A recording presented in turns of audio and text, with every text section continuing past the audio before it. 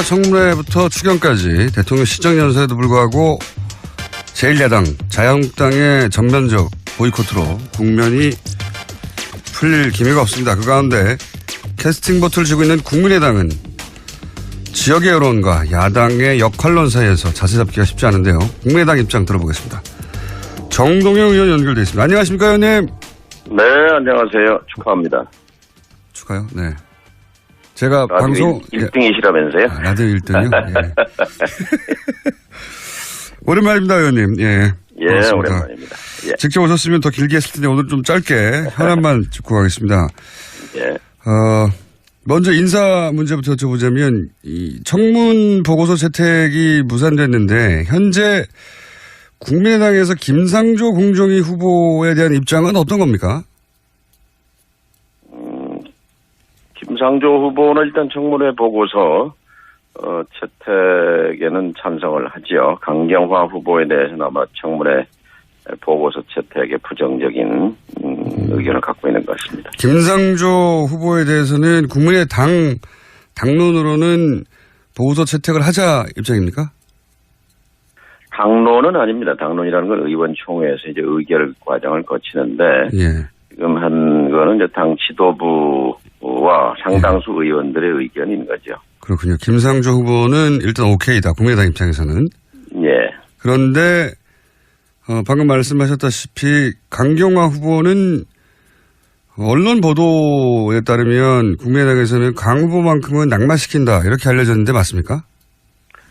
청문회에 참석했던 이제 위원들이 직접 질문하고 답변 듣고 하면서 이제 이른바 인사 배제 5대 원칙에 걸린 게 여러 가지지 않느냐 하는 부정적 의견들 그리고 북핵 문제라든지 자질 문제에서도 그 청문위원들은 좀 부정적으로 본다 이제 이런 의견을 제시했기 때문에 상당수 위원들이 여기에 이제 동의한 것이고요.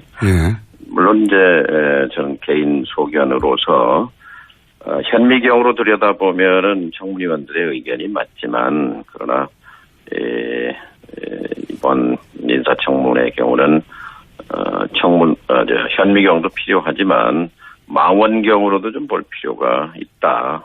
특히 강경화 장관 관련해서는 저는 18개 부처 가운데 개혁 대상 1순위가 저는 외교부라고 생각하는 사람입니다. 왜 그렇습니까? 외교부의 폐쇄적인 학벌주의, 인맥주의, 특정국, 이른바 이제 북미국을 거치지 않으면 워싱턴에 근무하지 않으면 외교부에서 이른바 그 주류에 들어가지 못하는 그런 폐쇄적인 문화 이런 것들을 바꾸기 위해서는 무엇보다도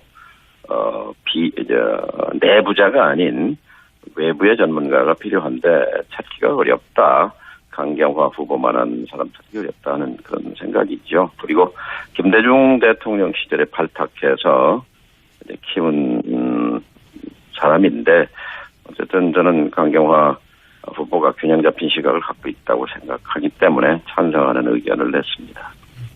개인적으로는 그러신데 제가 이 질문을 한 번 더 들어가서 드릴 수밖에 없는 게 이제 통일부 장관을 하셨으니까 예. 통일부가 워낙 외교부하고 부딪힐 일이 많지 않습니까?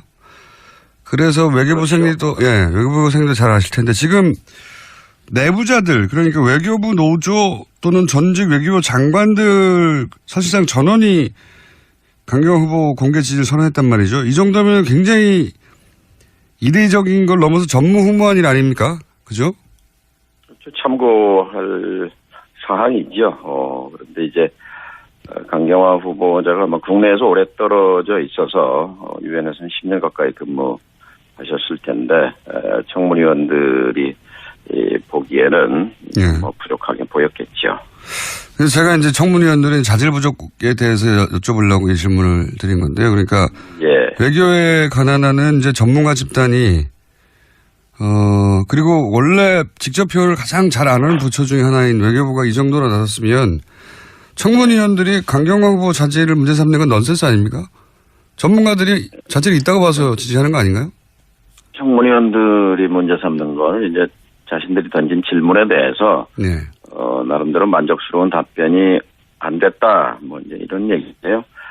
사실 현안에 대해서 깊이 있게 숙지하기에는 기간도 짧고 사실 이 문제를 북핵 문제라든지 4강 외교 문제를 직접 다루어 보지 않았기 때문에 저는 뭐 정무위원들 시각에서는 그렇게 느낄 수 있었다고 봅니다. 그런데 기본적으로 외교 안보 의제는 대통령 의제입니다. 이제 참모로서 외교부 장관은 대통령의 그런 철학과 소신을 이행하고 집행하는 그런 위치이기 때문에 제가 긍정적으로 보는 이유는 강경화 후보가 국제 무대에서 대한민국의 국익을 세련되게 대변할 수 있는 그런 자격이 있다고 보기 때문인 것이고, 또 청문위원들은 청문위원대로 나름대로 어떤 견해를 갖고 있는데 이해는 합니다. 제가 이 질문을 드린 이유는 이제 장관도 직접 해보셨고 또 강경화 후보에 대해 개인적으로는 긍정적으로 평가하시는데, 근데 이제 국민의당에서는 기본적으로 강경화 후보 하나는 적어도 반드시 낙마시켜야 나머지가 풀린다라고 입장을 정한 것이, 실제로는 자질이 결정적인 하자가 있다기보다는 누군가 하나 정도는 낙마시켜야 하는 이제 야당의 힘, 이런 걸 보여주려고 하는 정치적 목적이 더 큰 거 아닙니까, 사실? 의원님? 국민의당이 원인을 제공한 게 아니고, 사실은 이제 문재인 정부, 문재인 대통령이 사실은 민주당보다는 국민의당에 더 세련된 배려를 할 필요가 있다고 봅니다. 그러니까 새로운 개혁을 위해서 지혜가 필요하다는 얘기인데요.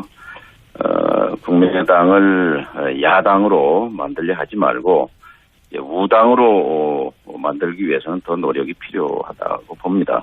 적은 만들기 쉽고 친구는 만들기 어렵다는 말도 있잖아요. 예를 들면 고개를 숙이는 것만으로는 충분치 않다는 말씀입니다. 형식으로라도 예를 들어서 인사 추천을 해달라 그럼 국민의당이 인사 추천을 할 수 있겠습니까? 예절이요 인사라고 볼 수 있는 거고요. 그다음에 어쨌든 인사, 정책, 법률 이런 부분에 대해서 일방통행보다는 사전 협의하는 그런 자세, 이런 것들이 필요하다고 생각합니다. 그러니까 대통령이 국민의당에는 다른 야당들하고는 좀 다르게 우당으로서 사실 뿌리가 같으니까 좀 더 예의를 갖추고 그리고 좀 배려를 해달라, 그런 제스처가 필요하다, 이런 말씀이신 건가요? 구조적으로 말이죠. 지금 민주당이 120석에다 정의당이 협조하면 126석, 거기에 국회의장까지 127명이고 그다음에 자유한국당이 107명에다가 바른당이 20명이니까 127명이고 똑같이 127대 127이 부딪히는 형국이잖아요. 여기에 국민의당이 40석이지만 사실은 이 40석의 협조 없이는 어떠한 정책도 법률도 청문회도 불가능하잖아요. 근데 거기에 대해서 말만 협치. 근데 협치라는 말은 정치학 사전에는 없는 말입니다. 이거 일방적으로 자신의 어쨌든 그 선택과 인사를 선보이면서 일방적인 협조를 구하는 거는 한계가 있다, 이제 이런 말씀드리는 거죠. 국민의당 국회의원들 입장에서는 그렇게 하는 것이 존재감도 좀 드러내고 자존심도 사는 길이겠지만, 그게 국가 이익과는 아무 관련이 없지 않습니까? 저는 그렇게는 생각하지 않습니다. 야당이니까 야당으로서 분명히 검증의 잣대를 들이대는 것은 자연스럽고 당연한 일이라고 생각합니다. 그러나 국민의당이 이제 더 나은 정권 교체를 내걸었던 정당으로서 집권하지는 못했지만 민주당과 개혁을 경쟁해야 한다는 것이 제 생각입니다. 이제 그 개혁이라는 잣대를 가지고 이제 청문위원들이 그 외교부 개혁에 부적합하다라고 보는 것까지 뭐라고 할 수는 없겠죠. 그러나 이제 제 개인 소견은 다르다 하는 말씀드렸습니다. 의원님은 강 후보에 대해서 긍정적인 이유를 말씀하셨는데, 혹시 의원님 이외에도 당내에 강 후보를 긍정적으로 평가하는 의원들이 있습니까?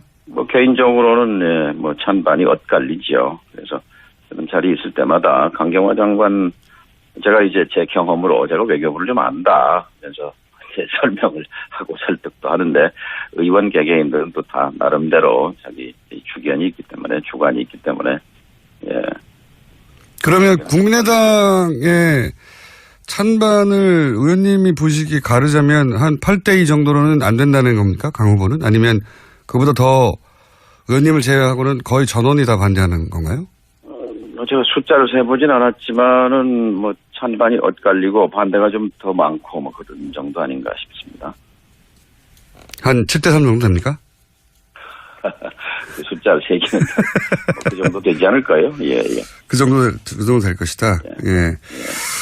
그러면 이제 기본적으로 7대3이지만 이 박주선 김동출 지도부의 전략적인 판단 하에 강경화 후보 정도는 반드시 낙마시키는 것이 여러모로 좋겠다고 판단을 한 것 같은데. 근데 지금 낙마라는 말에 동의하지 않는 것이 예. 청문위원들의 의견을 받아서 청문회 채택에는 부정적이지만 예. 장관 청문회는 강제 사항이 아니잖아요. 그렇죠. 장관 임명에 네. 대통령이 임명할 수는 있는 거죠. 이제 정치적 부담이 있는 건데 그래서 아까 제가 국민의당에 세련된 배려가 필요하다. 대통령에게 하려면 예. 형식만 갖고는 좀 곤란하지 않냐 이런 말씀드린 거죠. 대통령에게 최대한 정치적 부담을 어차피 대통령이 임명하겠지만 지금 상황으로 보자면 근데 대통령의 최대한의 정치적 부담을 안기겠다는 거 아니겠습니까? 지금 국민의당의 입장은 꼭 그런 목적이라기보다는 현재로서는 국민의당이 나름대로 이제 청문위원들의 보고를 듣고 토론을 하고 해서 당 지도부가 정한 방침을 바꾸기는 쉽지 않아 보입니다. 예. 네. 결국 문재인 대통령이 판단하고 결정할 문제죠. 그렇긴 합니다. 근데 제가 이 질문을 드린 이유는 뭐냐면, 지금 여론이 국민의당의 호남 여론도 그렇고, 이 사안 관련해서는 그다지 우호적이지 않은 것 같은데, 이렇게,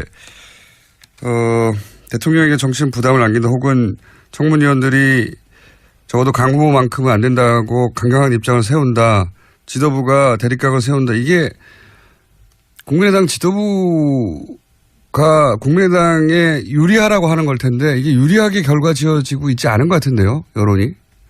별로 좋은 전략 아니지 않습니까, 이거?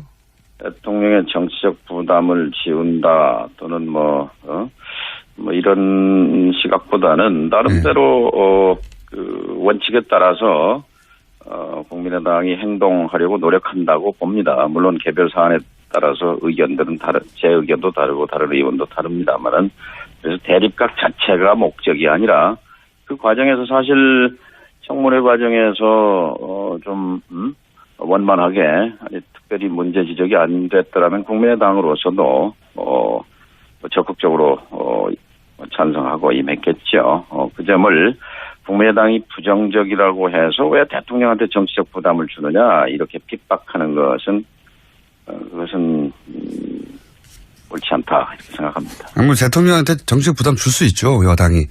야당이 줄 수 있는데 제 말은 그게 국민의당에 도움이 되는 전략인가 싶어서 제가 여쭤본 거고요. 저는 도움이 되지 않는다고 보는 거지요. 예. 무엇보다도 개혁 대상으로서의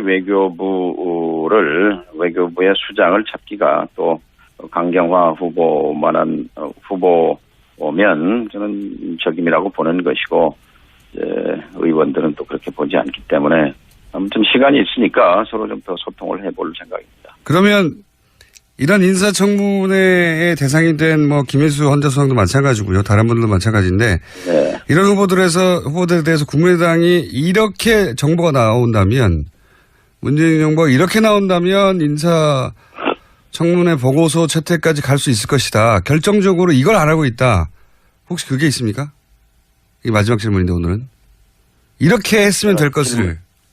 아니 제가 아까 말씀을 드렸죠. 그러니까 형식으로만 또 말로만 협치가 아니라 협치라는 말은 사전에도 없는 말인데 실질적으로 문재인 정부가 기억해야 할 것은 41% 소수 정권이라는 것을 잊어서는 안 됩니다. 대한민국의 주식 보유수가 100주라고 하면 41주를 주인이 둔 건데 41주를 가지고 100주의 의결권을 처음부터 끝까지 휘두를 수는 없습니다.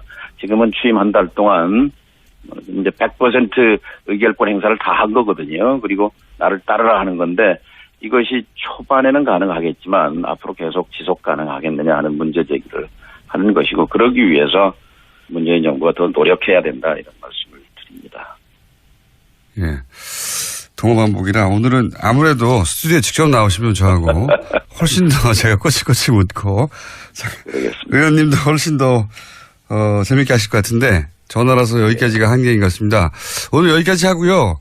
조만간 예. 저희가 스튜디오에 모실 테니까 꼭 와주십시오. 예, 저도 나가서 좀 충분히 설명하고 싶습니다. 알겠습니다. 오늘 말씀 감사합니다. 예, 감사합니다. 고생도 잘 하실 텐데 지금 내부자들 그러니까 외교부 노조 또는 전직 외교부 장관들 사실상 전원이 강경화 후보 공개 지지를 선언했단 말이죠. 이 정도면 굉장히 이례적인 걸 넘어서 전무후무한 일 아닙니까? 그죠? 참고할 사항이죠. 그런데 이제 강경화 후보자가 국내에서 오래 떨어져 있어서 유엔에서는 10년 가까이 근무하셨을 텐데 청문위원들이 보기에는 부족하게 보였겠죠. 그래서 제가 이제 청문위원들의 자질 부족에 대해서 여쭤보려고 이 질문을 드린 건데요. 그러니까 예. 외교에 관한하는 이제 전문가 집단이 그리고 원래 직접 표현을 가장 잘 아는 부처 중에 하나인 외교부가 이 정도로 나섰으면 청문위원들이 강경화 후보 자질을 문제 삼는 건 넌센스 아닙니까? 전문가들이 그래서 이제 이른바 인사 배제 5대 원칙에 걸린 게 여러 가지지 않느냐 하는 예. 부정적 의견들 그리고 북핵 문제라든지 자질 문제에 있어도 그 청문위원들은 좀 부정적으로 본다 이제 이런 의견을 제시했기 때문에 상당수 의원들이 여기에 이제 동의한 것이고요. 예. 물론 이제 저는 개인 소견으로서 현미경으로 들여다보면은 청문위원들의 의견이 맞지만 그러나 이번 인사청문회의 경우는 현미경도 필요하지만 망원경으로도 좀 볼 필요가 있다.